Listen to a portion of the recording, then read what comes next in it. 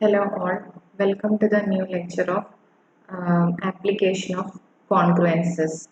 In this lecture, we mainly discuss the Wilson's theorem, one of the main application of congruences. Okay, the conjecture if P is a prime, P divides P minus 1 factorial plus 1 was given by John Wilson, student of the England mathematician Edward Waring. So this was given by the conjecture was given by John Wilson. If P is a prime, then P divides P minus 1 factorial plus 1. Waring, he was a student of an English mathematician Edward Waring. Waring described this in his book Meditations Algebraicae, but the proof was not given. Wilson didn't prove this, can't prove this conjecture. Later, 3 years after, Lagrange provided the first proof of this conjecture. He observed that its converse is also true. So before moving to the proof and the theorem, we first observe the following things. In the last lecture, we have discussed about the modular inverses and the structure of or the nature of the root or the inverse of the modulus Ax linear congruence Ax congruent to 1 modulo m. We have already noted that Ax congruent to 1 modulo m has a unique solution if and only if GCD of A comma m equal to 1. In particular, suppose that the modulus is a prime p. Suppose instead of m we are considering a prime number p. Then the positive least residues modulo p. Positive least residues modulo p. That means the remainders obtained when any integer is divided by p. That is the least residues that are 1, 2, 3, etc. up to p minus 1. So we can say that all these are invertible. Why? Because a into so instead of for example we have it is described in the following example. Let's look at the example. Let p equal to the prime p equal to 7. Then the positive least residues of p are 1, 2, 3, etc. Up to 6.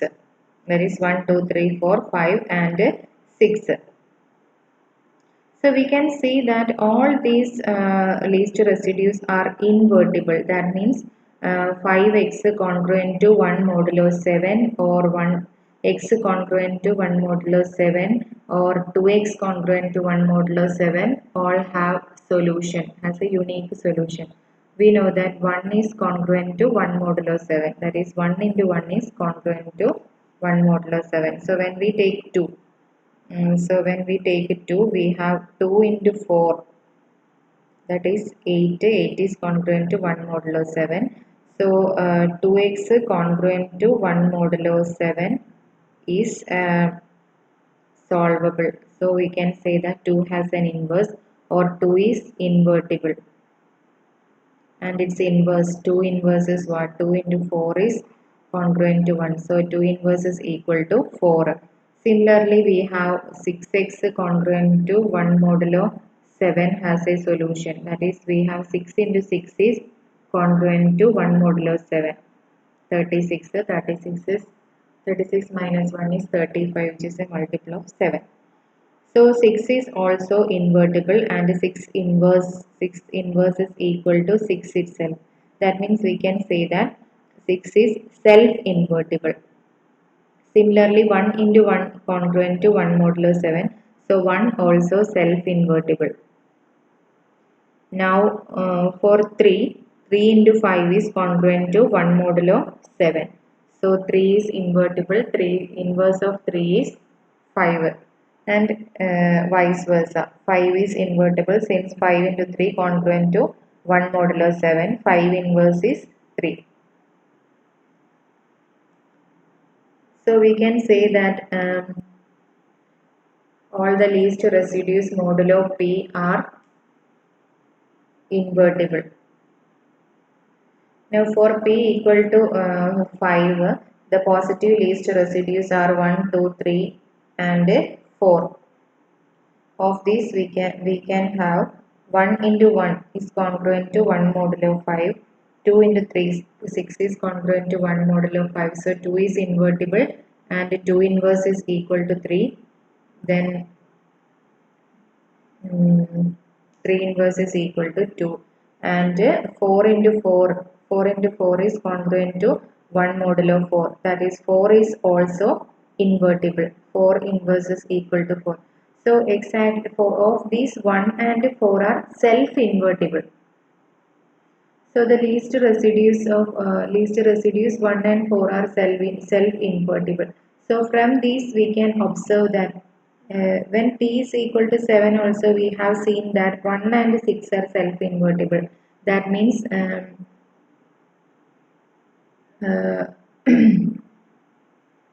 1 and p minus 1 are self invertible always. Now next we move to one lemma in which we show that exactly two of these are self invertible. So very important lemma.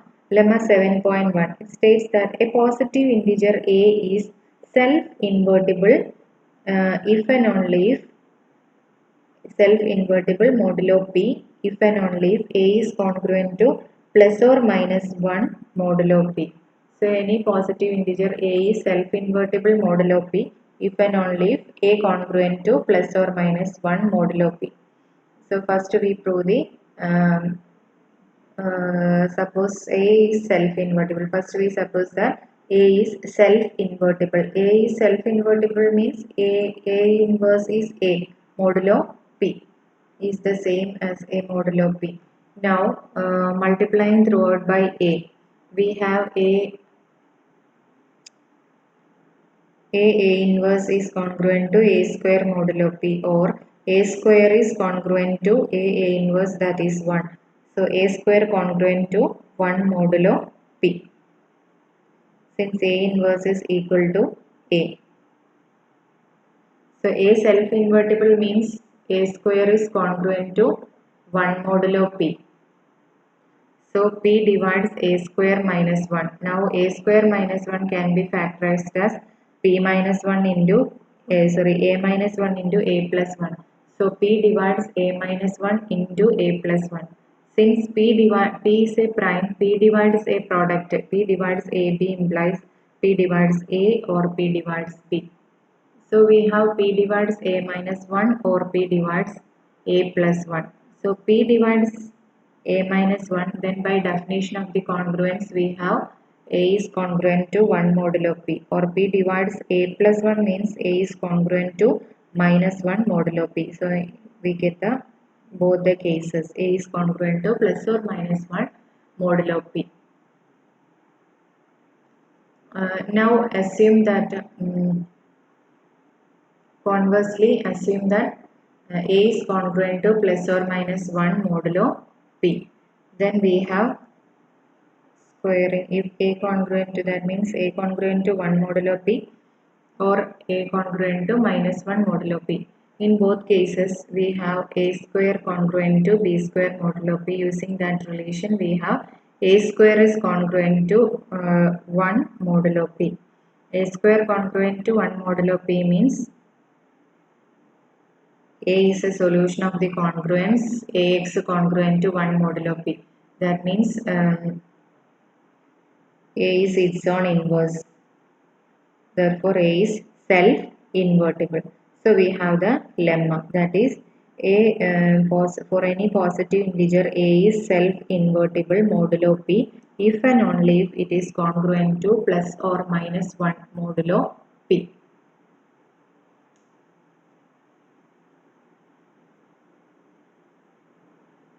Then it follows by this lemma that exactly two least residues modulo P are self-invertible. They are 1 and P minus 1. So we have 1 is congruent to 1 modulo P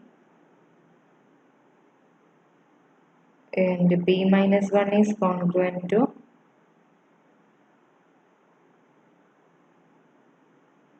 minus 1 modulo p. P minus 1 congruent to minus 1 modulo p. So we have, or we can say that x square congruent to 1 modulo p has exactly two solutions. For example, the self-invertible least residues modulo 13 are 1 and 13 minus 1, that is 12, 1 and 12. Since 1 into 1 is congruent to 1 modulo 13 and 12 into 12, that is 144 is congruent to 1, 1 modulo 13, since 143 equal to 13 into 11. So 12 square is congruent to 1 modulo 13. That means 1 and 13 are the solutions of the congruence x square congruent to 1 modulo 13. So modulo p, there are exactly two least residues of p are self-invertible. Now we move to the theorem, Wilson's theorem. Even though the theorem has the name of Wilson's, the proof was not given by Wilson. First proof was given by Lagrange, but there was mentioned that Leibniz also tried or stated this conjecture, but not recordically. So we move to the Wilson's theorem. The statement is, if P is a prime, then P minus 1 factorial congruent to minus 1 modulo P, or P divides P minus 1 factorial plus 1.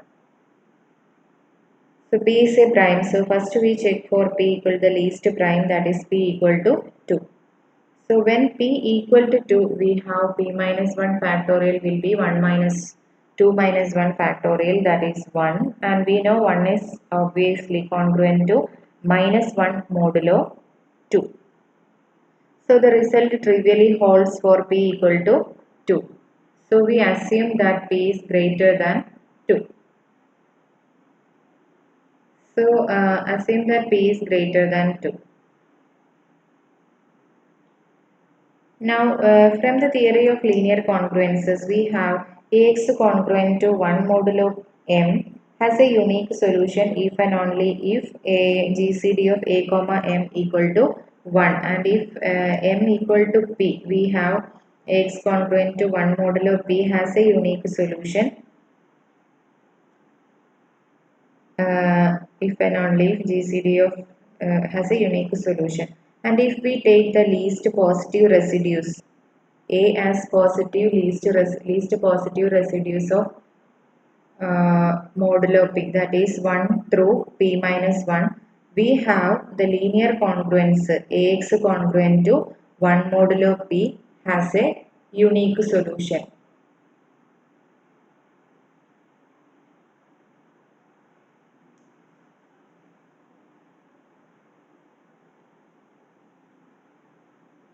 So by this result, we have all the positive least residues are invertible modulo P, are all invertible modulo P, that is 1, 2, 3, etc. P minus 1 are all invertible modulo P. And by lemma 7.1, we have two of them, that is 1 and P minus 1 are self-invertible. So we can group the remaining P minus 3 residues 2, 3, etc. up to P minus 2 into P minus 3 by 2 pairs of inverses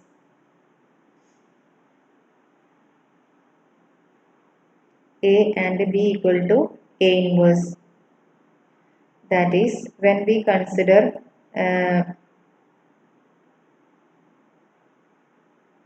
the least positive residues modulo p from 1 through p minus 1. We have all these are invertible modulo p, and of these 1 and p minus 1 are self-invertible. So for the remaining least positive residues, that is 2, 3, etc. up to p minus 2, we can group them in such a way that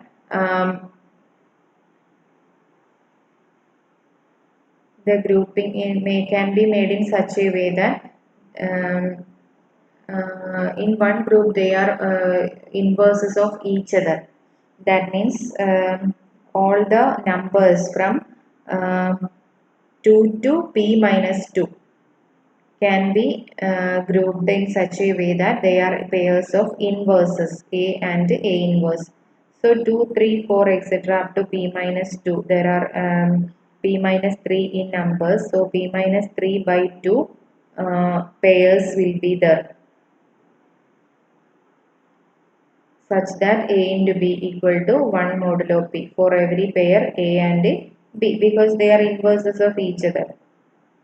So when we consider the product 1 into 2 into 3 into etc. into p minus 1, the product of the least positive residues, and we keep 1 and p minus 1 as itself, and consider the products 2 into 3 into etc. up to p minus 2. Combine them as we already mentioned, that is into, or group them into p minus 3 by 2 pairs, such that each pair will be congruent to 1 modulo p. That means each pair will be inverses of each other modulo p.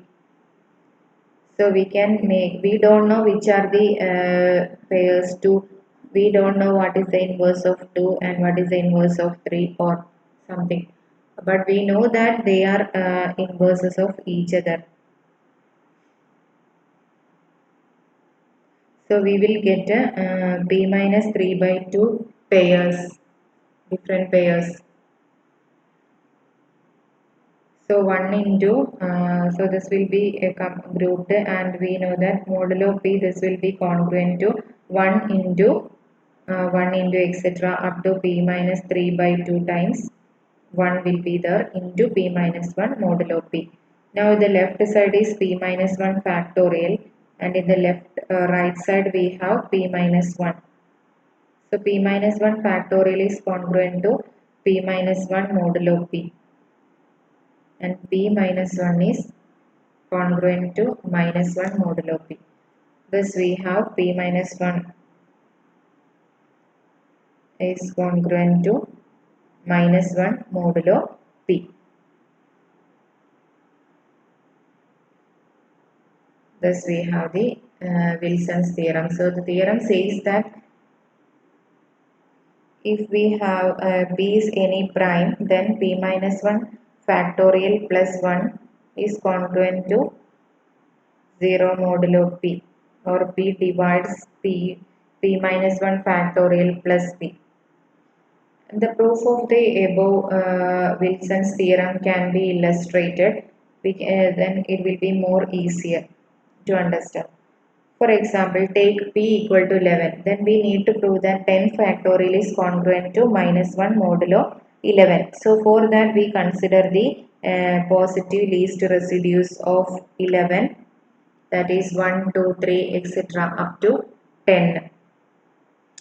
And we know that all the by the lemma we have all these are invertible, and of these 1 and 10 are self invertible. Now consider the product of these least residues, that is 1 into 2 into 3 into etc. up to into 9 into 10, that is left side will be 10 factorial, and group all these numbers in the right side in such a way that 1 and 10 are separated, and we consider 2 into the product 2 into 3 into 4 into 5 into 6 into 7 into 8 into 9, and combine them in or make them into groups in such a way that each pair is inverses of each other.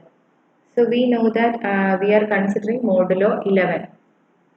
So we know for 2 we have 2 into 6, that is 12 congruent to 1 modulo 11. So we can combine or make the product 2 into 6, group them as 2 into 6. Then for 3 we have 3 into 4 is 12 congruent to 1 mod 11. So 3 into 4 can be grouped or can made into a pair. Then for 5 we have modulo 11. 5 we have 45. Yes, 5 we have, sorry, 4 we have 3. 3 into 4 we have taken. So for 5 we have 5 into 9. So 5 into 9 will be 45, minus 1 is 44. So 45, 5 into 9 is congruent to 1 modulo 11. Now 6 we have taken with the 2. Then 7. 7 is 7 into 8 is 56 congruent to 1 modulo 11. So we can combine them as or group them as 2 into 6, 3 into 4, 5 into 9 and 7 into 8. 10 and 1 remain separate. So 1 is congruent to, this is congruent to 1 into, and modulo P, modulo 11 we have 2 into 6 is congruent to 1. And all these pair will be, since they are inverses of each other, all these will be congruent to 1 modulo 11. So all this will become 1 into 1 into 1 into 1 into 1 into 10 modulo 11. So congruent to 10 modulo 11. And we know 10 is congruent to minus 1 modulo 11. So instead of 10 we can use minus 1. So this will be 10 factorial congruent to minus 1 modulo 11. So we have used this method in the proof of Wilson's theorem. So thus we have the Wilson's theorem. Now we will discuss one application of Wilson's theorem. Let P be a prime and n is any positive integer. Then prove that np factorial by n factorial p raised to n is congruent to minus 1 raised to n modulo p. Before moving to solve this one, we first make an observation. Let a be any positive integer such that a congruent to 1 modulo p. Then we have a into a plus 1 into a plus 2 into etc.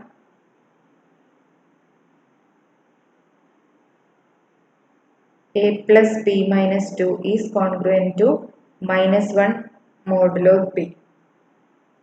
The reason is that a is congruent to 1 modulo p. Adding 1 on both sides, we have a plus 1 congruent to 2 modulo p and etc. A plus p minus 2 is a plus 3 will be congruent to 4 modulo p, which is discussed, which is written in detail in the right side.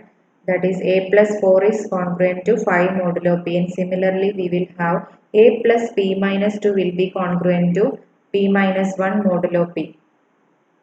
Now multiplying all these congruences, we have a into left side will be a into a plus 1 into a plus 2 into etc. into a plus p minus 2 is congruent to, in the right side we have 1 into 2 into 3 into etc. into p minus 1 modulo p, that is p minus 1 factorial modulo p. Since p is prime, we have by Wilson's theorem p minus 1 factorial is congruent to minus 1 modulo p. So we have the result, if for any positive integer a congruent to 1 modulo p, the product of p minus 1 integers, that is a into a plus 1 into etc. a plus p minus 2 is congruent to minus 1 modulo p. So this is the result. Or in other words, we can say that the product of p minus 1 integers between any two consecutive multiples of p. Consider the numbers a plus 1 etc. a plus p minus 2.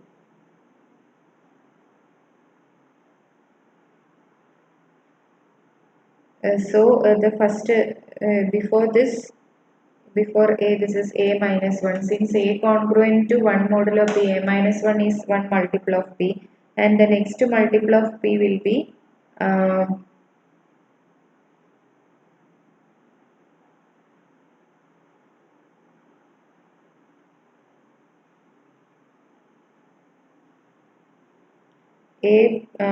a minus 1 plus p. That means a minus p minus a plus p minus 1. So between these we have p minus 1 factors, that is the product of a into a plus 1 into etc. a plus p minus 2, that is p minus 1 integers between any two consecutive multiples of p is congruent to minus 1 modulo p. This is a very important result which is useful in this for proving this result. That is product of p minus 1 integers between any two consecutive multiples of p is congruent to minus 1 modulo p. Now we consider the expression np factorial by n factorial into p raised to n. So np factorial into n factorial means 1 into 2 into 3 into etc. into n. P raised to n means p is multiplied n times. P into etc. into p n times. Now in the denominator we combine the factors like 1 into p, that is p into 2p into 3p into etc. The last factor is np.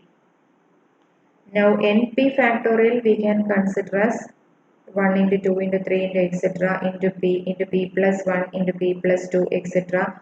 Up to 2p, then 2p plus 1 2p plus 2 etc. into 3p etc. last up to np.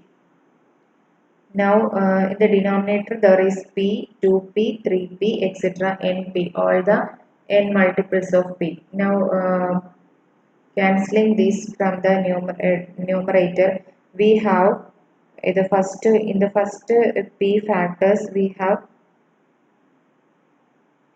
1 into 2 into 3 into etc. p minus 1. So between the p minus 1 numbers between 0 and p, consecutive multiples of p here we consider are 0 and p. Then p's get cancelled, then p next to 2p also get cancelled, and in between there are p minus 1 factors between the two consecutive multiples, that is p plus 1 into p plus 2 into etc. up to 2p minus 1. Again the p minus 1 consecutive factors, positive integers which are in between the consecutive multiples 2p and 3p. Similarly between n minus 1 into p and n plus n into p there are p minus 1 consecutive integers. So all these by our result, all these are congruent to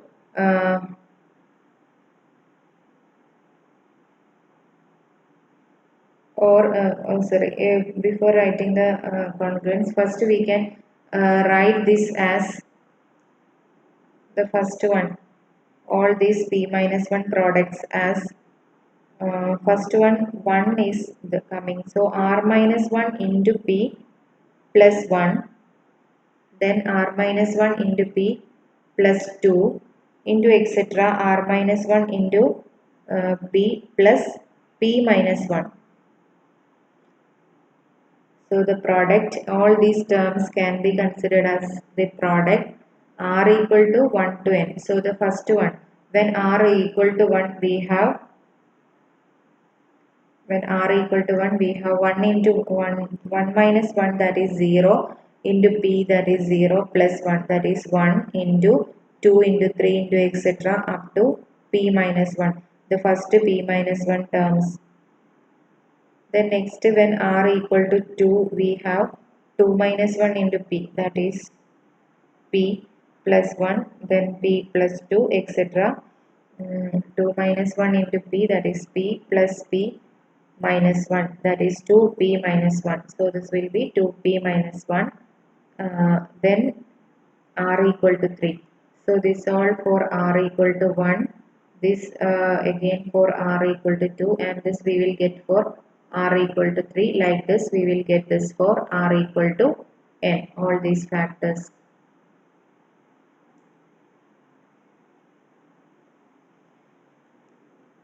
Now r minus 1 into p plus 1 is congruent to 1 modulo p. R minus 1 into p plus 2 will be congruent to 2 modulo p, etc.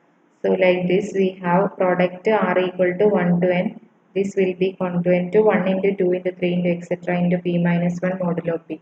That is p minus 1 factorial modulo p. So we have minus 1 modulo p, product r equal to 1 to n minus 1 modulo p. So we have minus congruent to minus 1 raised to n modulo p, hence the result. So this is about Wilson's theorem and its one application. Now next we prove that the converse of the Wilson's theorem is also true. That means when n minus 1 factorial is congruent to minus 1 modulo n, then n is a prime.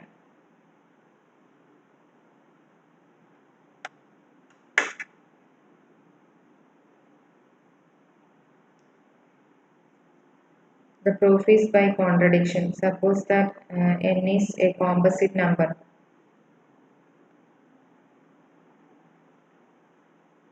N is a composite number, then we have n is equal to some a into b, where each factor a comma b is in between 1 and n, that is 1 less than a comma b is less than n.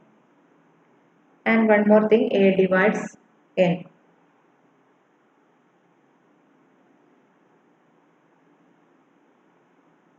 Now n minus 1 factorial congruent to minus 1 modulo n implies n divides n minus 1 factorial plus 1. Put it as equation number 2.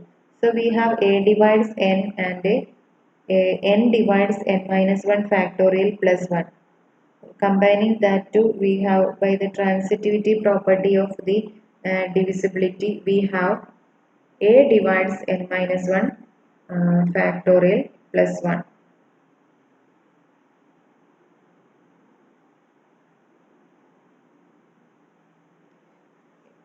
Where 1 is less than a less than n.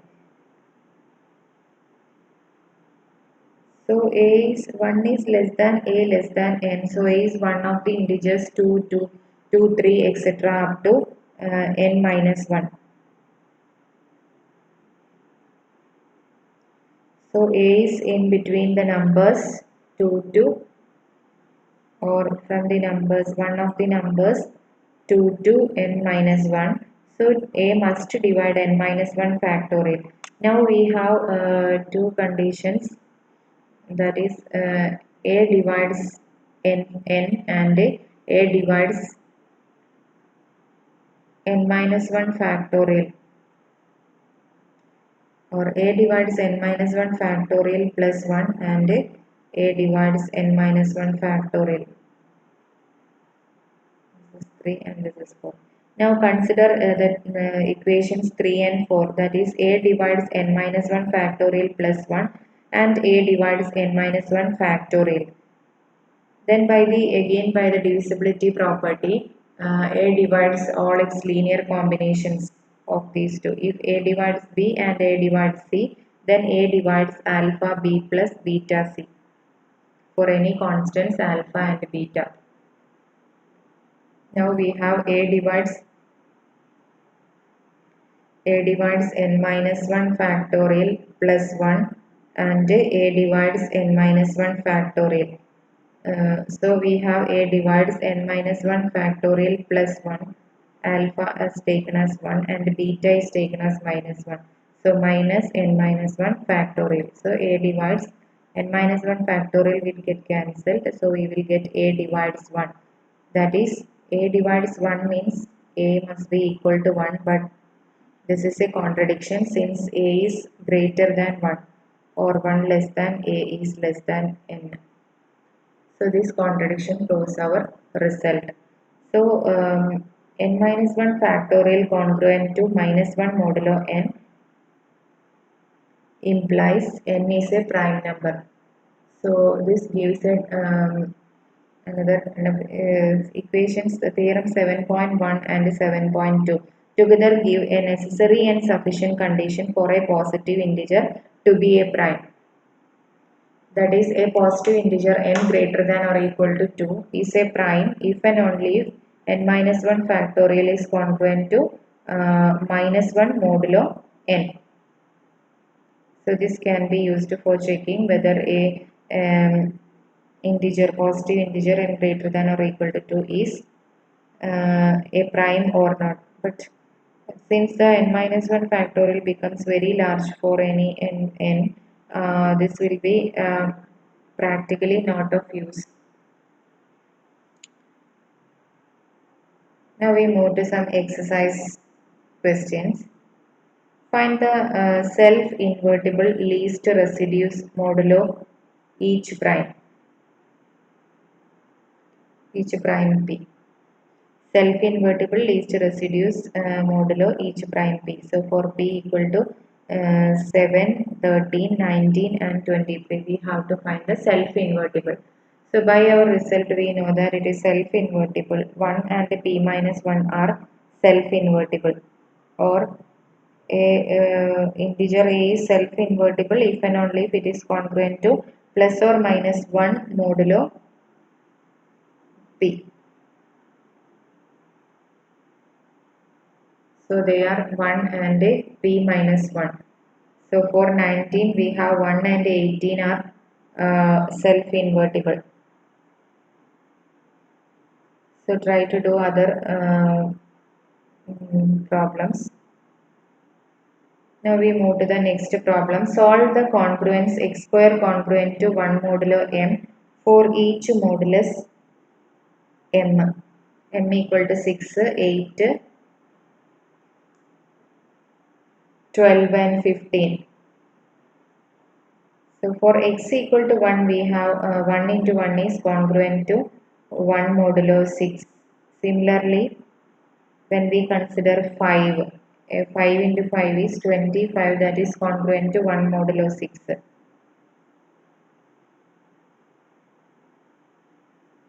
And more than this, when we consider 7, we have 7 into 7 is congruent to 1 modulo 6. So 1, 5 and 7 are also solutions for x congruent to 1 modulo 6. Similarly, we can prove the other, or we can find the other things. Prove or disprove. If the congruence x square congruent to 1 modulo m has exactly two solutions, then m is a prime. So if it is true, try to write a proof for this, otherwise give a counter example proving that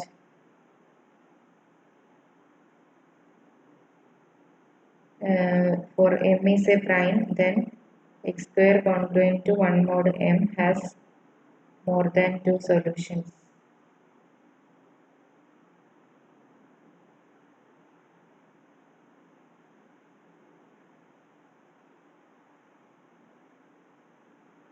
Okay, so let's stop here. The remaining things we will discuss in next lecture. Thank you all.